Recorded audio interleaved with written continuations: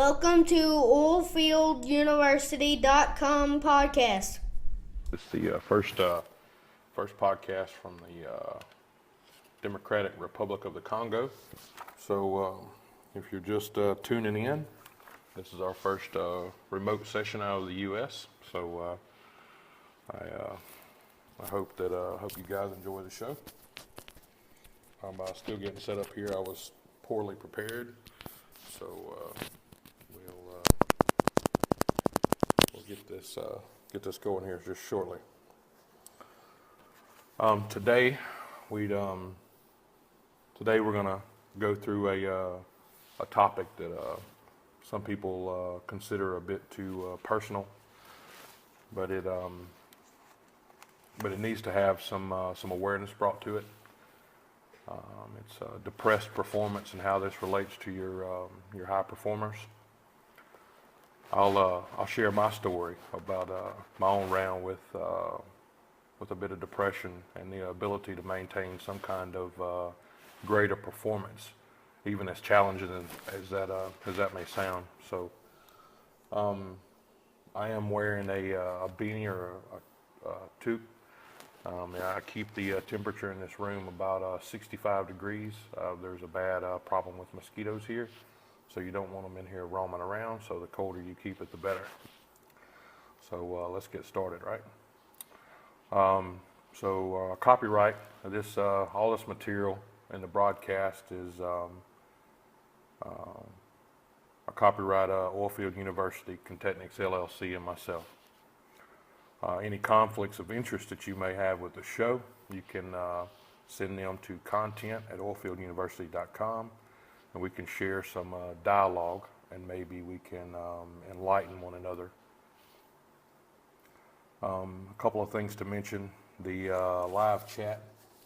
We are logged on right now to the website with the live chat. And you can go to that box just next to the stream there, and you can start chatting with me right now. We are also we just got on iTunes this week, so just go type in Oilfield University in your search bar in the podcast area, and listen to us anywhere in the world that you like. Stuff with the website, we've got you can go check it out, www.oilfielduniversity.com, and all from our home page, you'll be able to view the live stream as well as check out our recorded sessions. You can check out our podcast series, Kids of the Oilfield. We're adding new content to the site daily and weekly, so some of our newest additions that'll be coming soon will be the Snapchat, the 365 Live, and Skype Connect for live calling in during the broadcast. So this last week we added our listeners comments section and our listener pick of the day, as well as our IMDb movie review list. We'll be putting together some cool gear and whatnot to get it in the site, to get it on sale for all the listeners and the fans. So keep looking for that. Also, my personal favorite is going to be the Driller's Toolbox. It's going to be a compilation of data, forms, completely editable forms, drawings, and things that you can use in your everyday work, like offshore as well as onshore, in the office, at home, all free of charge. So that's going to be a huge tool for us to use. We run a free open source theory here where everything I got you have access to. If you have any questions about any of the information that's there, then feel free to contact us. Our energy feed page is currently under construction and will be online soon. So yeah, you if you go down to the bottom of the home page, just share us up, like us up, and add us. That's all the way from Facebook, LinkedIn, OilPro, Instagram. Share the love. So just going through some things this week in history. So first off the bat, for November the 8th, we've got in 1895, while experimenting with some electricity, a gentleman by the name of Wilhelm Röntgen discovers the X-ray. So huge use to mankind. Thanks, Mr. Wilhelm. In 1972, HBO launched its programming with Sometimes a Great Notion with Paul Newman and Henry Fonda. I'm assuming that this would have been equivalent to Netflix as we have today, even though most people couldn't afford cable TV then. November the 9th in 1620, the Pilgrims aboard the Mayflower sight land at Cape Cod, Massachusetts. Land ho. In 1967, the first issue of the Rolling Stones magazine is published. John Lennon graced the cover in military fatigues. I'm sure they didn't know what they started with that magazine. It's been another cornerstone of music history. Also, in 1989, the Berlin Wall fell. It was a huge feat for democracy and for that country. November the 10th, 1775, the United States Marine Corps is founded in Philadelphia by Samuel Nichols. To all you vets out there, thanks for all your years of protection. Sir, yes, sir. In 1961, coast-to-coast direct dial phone calling is established. One of those, can you hear me? Can you hear me now? Next one is one of my favorites. 1961, Sesame Street debuted on public broadcasting on NET, which at that time was National Education Channel, which later changed to PBS, that we all know, Public Broadcasting Service. As a kid, I loved the chef and Beaker. That's the chef voice, if you didn't know what that was, you non-Sesame Street watching people. In 1983, again, one of my personal favorites, as well as probably a large amount of the world, if they invested any stock in it, it was Bill Gates introduced Windows to the world. So, November the 11th in 1889, the state of Washington is admitted as number 42 within the United States. In 1930, for all of us beer drinkers out there and anyone else that likes to keep things cold, the refrigerator was patented by Albert Einstein. That's one I didn't know. And November the 12th, 1493, Plymouth, England became the first town incorporated by the English Parliament. In 1892, the first paid football player hit the field. His name was Williams Pudge Heffelfinger, and he played for the Allegheny Athletic Association. In 1918, Austria becomes a republic. In 1933, our friend Nessie first showed up on film in Loch Ness. So, the San Francisco Oakland Bay Bridge opens to traffic. I've personally been across the bridge, folks. It's very nice scenery. If you haven't been there, you want to go at least once in your lifetime. You won't regret it. Funny enough, on the same day in 1958, a team led by Warren Harding completed the first ascend of the nose on El Capitan in the Yosemite Valley. That's also another beautiful place that I had the chance to see. You got to go see that. It's beautiful, absolutely beautiful.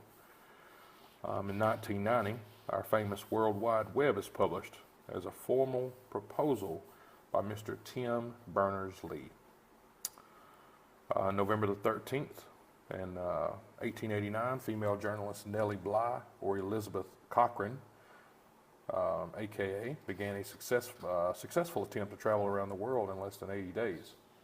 She completed it in 72. In 1918, Czechoslovakia became a republic. Congrats to the Czechs. I'm assuming this week they were celebrating celebrating that date as a possible holiday. In 1969, NASA launched the Apollo 12, the second crewed mission to the moon. On the exact same day in 1971, Mariner 9 enters orbit around Mars. Not sure if that was planned, but it is a coincidence.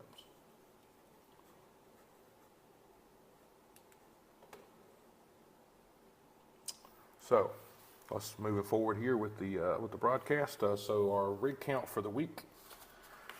So for the area we're going to speak about it's going to be U.S., Canada, and international. So in the U.S., the last count for November the 13th, 2015, the count was 767. It is down -4 rigs from November the 6th, 2015. Last year at this time, we had 1,161 rigs working in the U.S. Now we have 767. That's pretty dramatic. In Canada, it's 176 rigs working. That's 9 down from November the 6th. Last year at this time, it was 226 working rigs. International, we have the count of our international rigs. It says this is from Baker Hughes, so it's the end of October. So that would be 1,111 rigs working worldwide, and that's down 29 from the last count of September. It's 197 down from this time last year. So that's a pretty significant. So for the U.S. Oil rig count, it rose last week for the first time in 11 weeks, according to Baker Hughes. The count rose by 2 to 574, but the combined tally of the oil and gas rigs fell by 4 for a second week to 767. Last week, the data showed that the rig count fell by 6 in the prior period. So some other oil field news. Oil prices are sitting at, crude oil is sitting at $44.47 a barrel. Crude oil or West Texas Intermediate is sitting at $40.74. Natural gas is sitting at $2.36. That's a change from the last days of 0.72 for the crude Brent, $1.01 down on the West Texas Intermediate, and it's actually up 10 cents on the natural gas. From World Oil, Statoil's been busy in Newfoundland and other parts of Canada, pledging $969 million worth of lease bids for future prospects. From my side, that's good news for the province of Newfoundland. I'm sure that they can agree. Large amount of their provincial projects are on hold due to the oil and gas prices, so that a lot of the money they were getting back from the revenue was feeding those projects. So hopefully this will ease some of that pain. Cosmos Energy announced Thursday that the Marzine 1 exploration well in the northern part of Block C8 offshore Mauritania has made a significant discovery, a gas discovery. This is the company's second major discovery of 2015. This well was drilled with the Atwood Cheever. I have a few friends that are working on this rig, so way to go, boys! Thumbs up.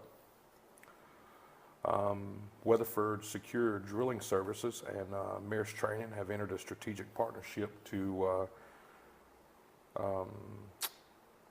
enhance scenario-based training and competency for critical wells.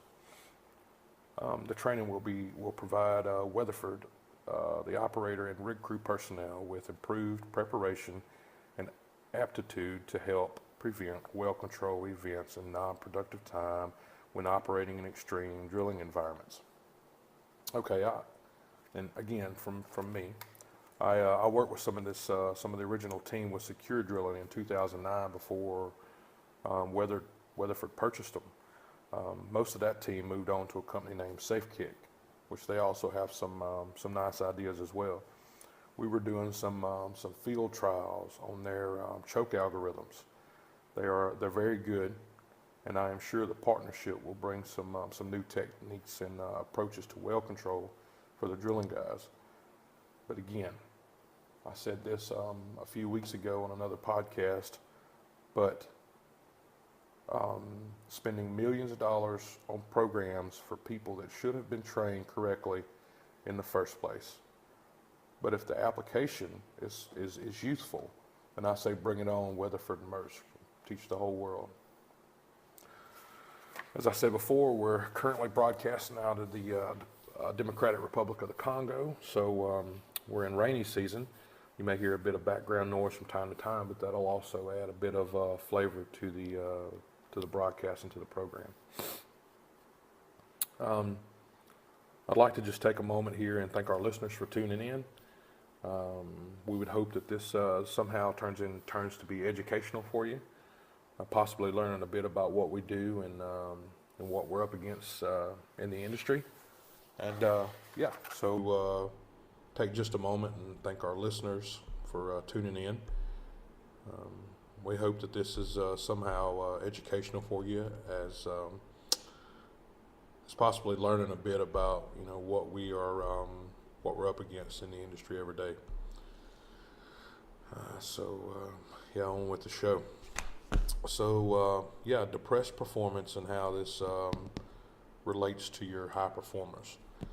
So as I said before, just using a bit from my past, I said we talk a bit about the culture of oilfield performance on a normal basis, and then the characteristics of a kind of a depressed performer.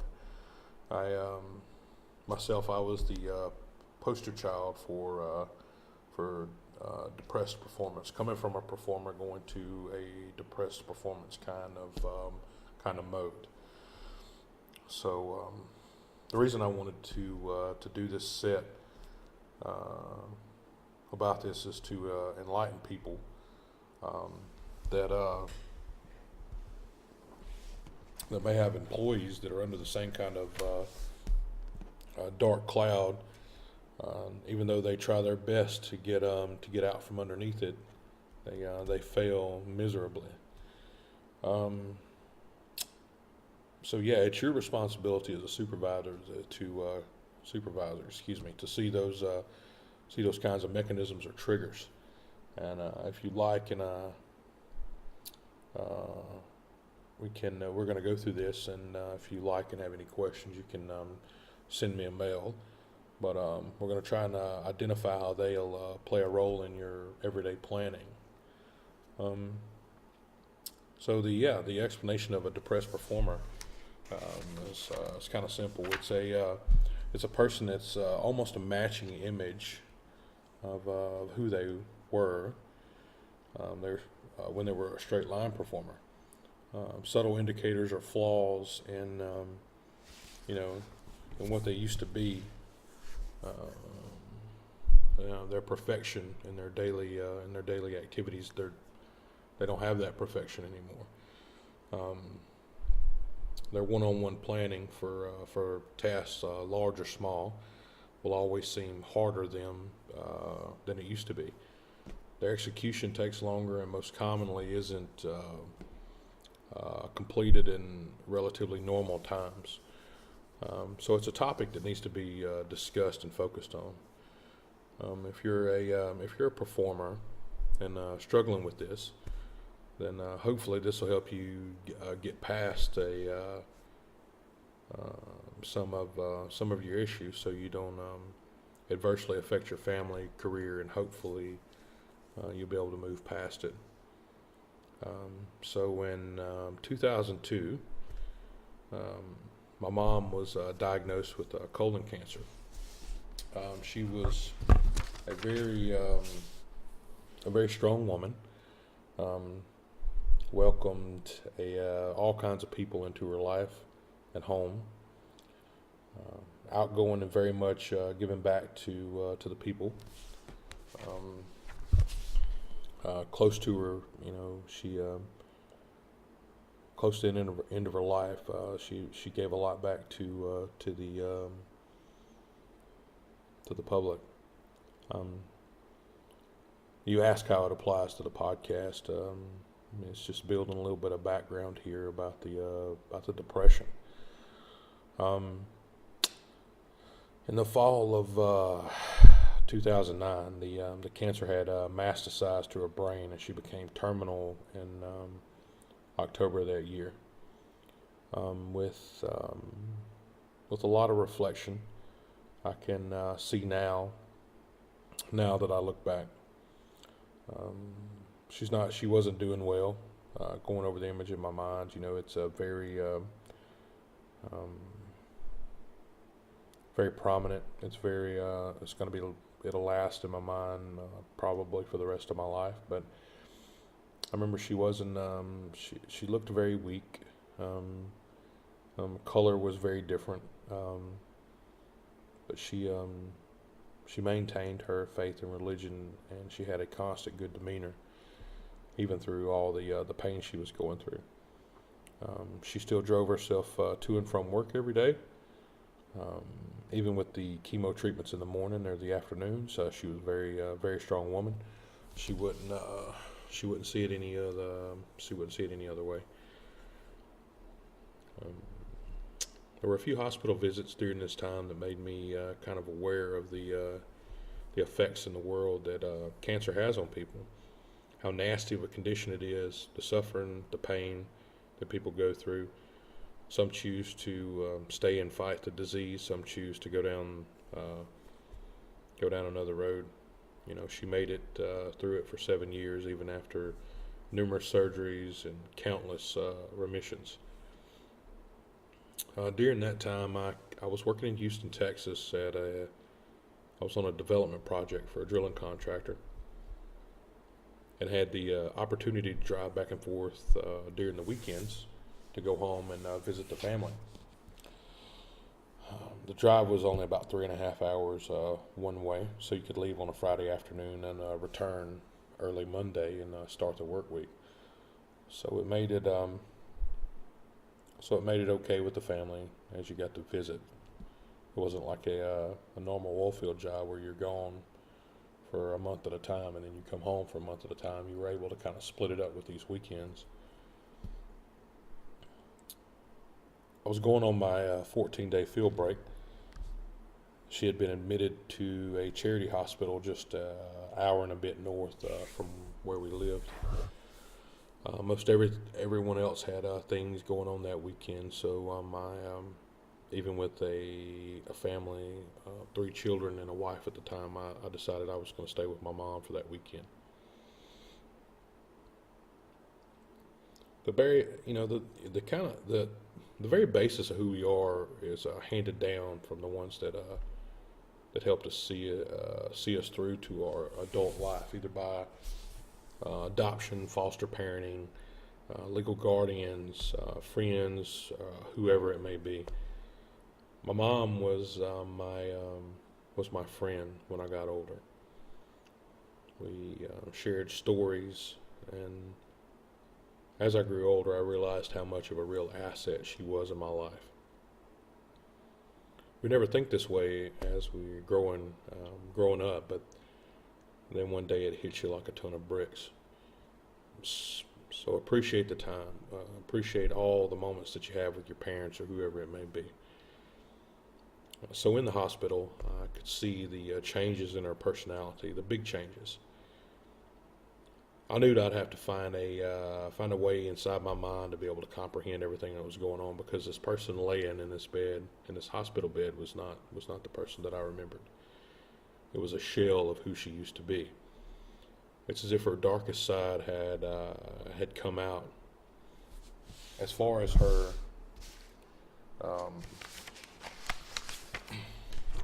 emotions were concerned, she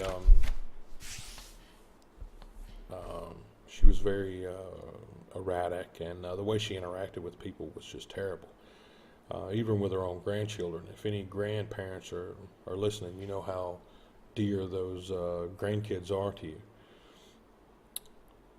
I'd seen her on the pain medication prior, but with the chemo treatments, the pain being real severe. But these current characteristics that she was going through wasn't induced by the pain medication.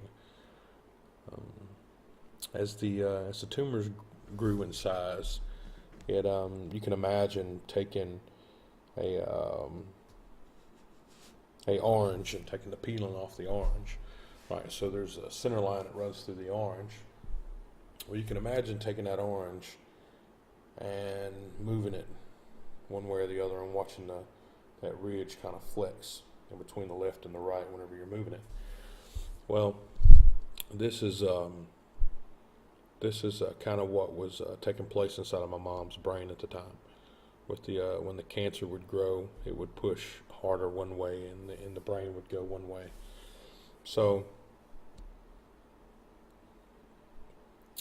once it happens, they start having severe mood swings, moments of instant depression. Just immediate depression. And it comes and it goes away just as fast as it came. Spontaneous amounts of happiness, moments of short-term memory loss.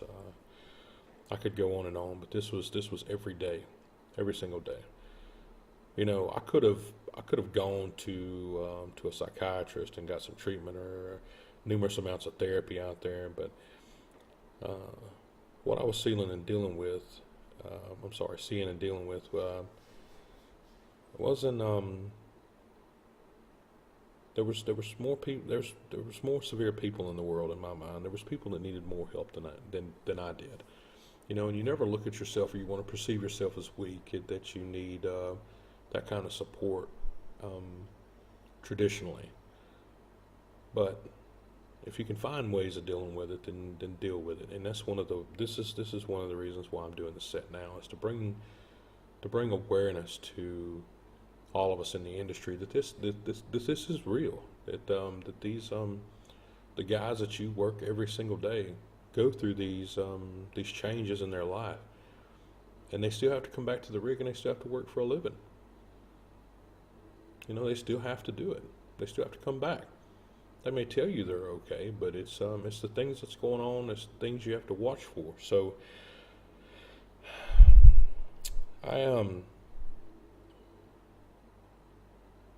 some very sad days followed after my mom was. We were in the hospital together there, and I stayed with her. She became terminally ill through the following months, and I turned all of that pain that I was looking at. I turned it all into work. I worked longer hours, and I just buried myself in so much paper and day-to-day activities, kind of like an ostrich would bury its head in the sand. My mom passed away January the 22nd, 2010, and I suddenly came to realize that my that my best friend and the one that I relied on for all the hardest parts of my life was no longer going to be there. I became emotionally sick almost instantly. I built a shell around me like hard as stone, emotionally impenetrable. This was so that I could support in my mind. This is so I could support and help my family through this time, emotionally and financially. If the basis of everything was gone and just disappeared, what do you think you would do? How do you manage that you would cope? So there had to be a mechanism there. There had to be something there to shield you from that part of the pain in your life. So all of my feelings, they stayed bundled up, no matter how much I confided in my wife at the time or any of my friends. It just wasn't enough. It was just there was always something missing. It's as if I wanted to just cry enough tears to fill the deepest valleys in the Grand Canyon, and then this still may not have been enough. You know, there's more to the story about how I personally dealt with the situation at that time, but it's very sad and still a bit hard to talk about. She would have turned 61 on November the 4th of this year. So I began to think more about what I could have done before this than what I was doing day to day. It was a sort of a sensory overload, and it was overwhelming at times. You have to work to be able to pay your bills and to be able to afford things for your life and your family's life. So you had to go back to normal and try to make some kind of sense of things as you went along. You know, I'd be asked to do tasks or read procedures and comment on the worthiness of an idea, and I just merely thumb through the pages, reading just what I felt like reading, barely putting any pen to paper. For, you know, in my mind, I was thinking that I was doing this for someone else's monetary pleasure. It wasn't really. I felt in my mind that I was more important, and my feelings internally and externally was more important than what was going on. So you hid your pain, and then you transferred it into into a kind of a reduced performance type deal. It was it's hard to explain, but the more that you listen to the things that I'm telling you, the more that you'll see that around you in your everyday working environment. So I knew I had to make a change to kind of rattle around that part of me, the part that was beginning to go dormant, which was the performing part of my mind, the things that pushed me to be number one. You know, to be good at what you did. The things that make you want to succeed and want to do better was starting to go to sleep in my brain. I then moved later on into repair and upgrade projects with the help of one of my friends. So this removed me from some of the home and family stuff that was taking place. It kind of basically almost disconnected me from the source of pain that I thought I was being brutally pushed into. I didn't ask for any of that. It's almost as if I was being bullied.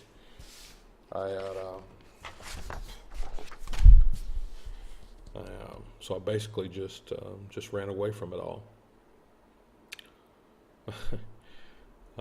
I then moved into a trade that I knew absolutely nothing about, and I had to basically learn how to do it to keep my job. I started to kind of wake up from this emotional bomb, and then on April the 20th of the same year, I lost 8 of my friends and coworkers on the Deepwater horizon. This kind of pushed me back further down the tunnel. That's a whole nother podcast about the horizon. It was some great people and many wonderful years. But basically it set me back to the point where I didn't know if I'd be able to emotionally recover. I did the same as before. I began to focus on my work and focused on the things that didn't give me pain. Focused on the smallest completion of tasks, and just get everything down to the detail. This gave me a bit of happiness again. I felt productive once more, and the longer my mind moved away from both of those events, the better I felt. So I returned to my home in August of that year, and my troubles were not over emotionally. As now my task was to build back the relationship with the people I left behind because I ran away. Only people that have ever gone through this kind of situation can imagine how standing there trying to reconnect with children that you haven't seen in months, and a bit like being gone in the military or or any kind of marine industry. Those long periods of time that you're gone, you come back and it looks like the kids have aged years, and The biggest hurdle was the relationship with my spouse at the time had suffered dramatically, and in November of that same year, I divorced. I divorced my wife from 15 years of marriage. Was I sad? I was. I was a bit sadder that I didn't try to fix my problems prior, and I just kind of ran away from them. My mind wouldn't allow me the chance to ask the questions that I needed to ask. It wouldn't work for me. It's almost as if it stalled and I just closed and locked the door. It wouldn't give me any help whatsoever. I remarried later to a wonderful lady that opened up my eyes and kind of helped me to control some of those demons. I tell her she saved me. She just laughs and says that anyone could have done the same. I disagree. And every time we talk about it, I disagree. I also changed over companies and started up some new operations that have been quite successful over the years, and I'm very, very proud of. So, from a performer to a depressed performer, what do you need to be looking for? A few points here. You look for changes in habit, say thoroughness of thoroughness of clerical items. They won't be as correct as they used to be. You look for attitude bursts and moments of defensiveness for absolutely no reason. Defensiveness just appears. Even about the smallest things, such as coffee not being prepared correctly, to not having certain things, such as your clothes being returned not dry. I mean, you just lose your cookies immediately. You look for rogue actions or activities that are not prone to character.